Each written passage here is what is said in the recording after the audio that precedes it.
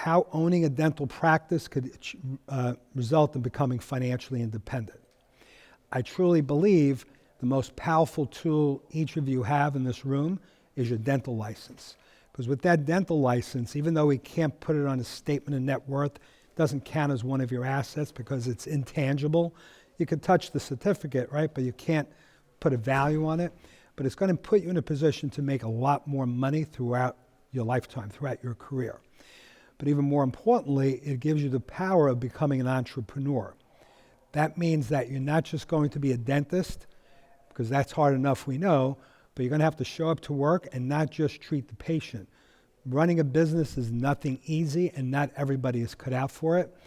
I've seen some dentists, they're naturals at it because they just have a good business sense. They're very aggressive, they're relentless, they do what they have to do to succeed in practice. And unfortunately, I've also seen some dentists that they should have never gone into private practice simply because it doesn't fit their personality right. And in those cases, working at a DSO or working for another dental practice might be the perfect fit. And there's nothing wrong with either of those choices. It's a matter of what fits your lifestyle and personality the best.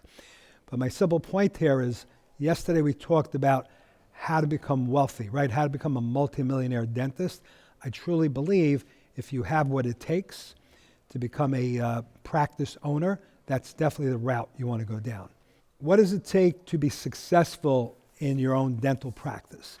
I break it up into the 3 pillars of establishing a successful dental practice. There's 3 elements of it. The first is your clinical skills. What is your education? Clearly, each of you, if you have a dental license, you've gone through the education process. Some of you are even dental students. There may be some residents in the room. You're still going through that learning process.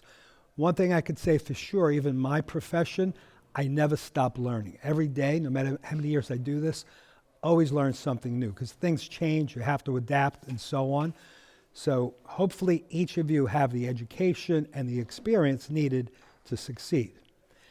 The other extremely important aspect of being successful in your own practice, you have to have the appropriate interpersonal skills. That has to do with your personality. Who are you? What is your upbringing? How were you raised? And how do you communicate with people?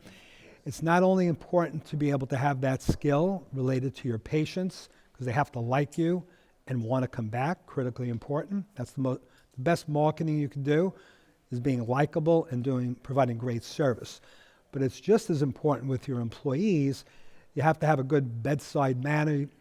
I don't know how many of you have employees that work for you. It's definitely, for me, it's the most challenging part of running a business. The third skill, which is equally important, because without this, everything's going to collapse, right? You're not going to have the solid foundation to build a successful practice, but you really do need practice management skills.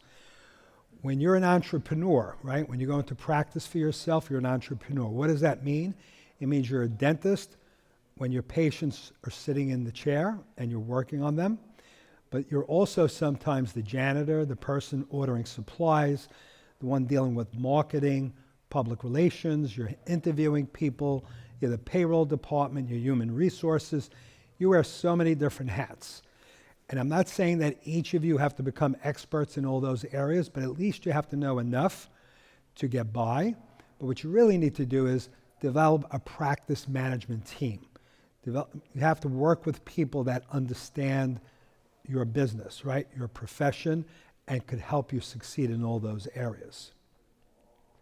So speaking of dental practice management teams, you have to put the team together that specialize in dentistry.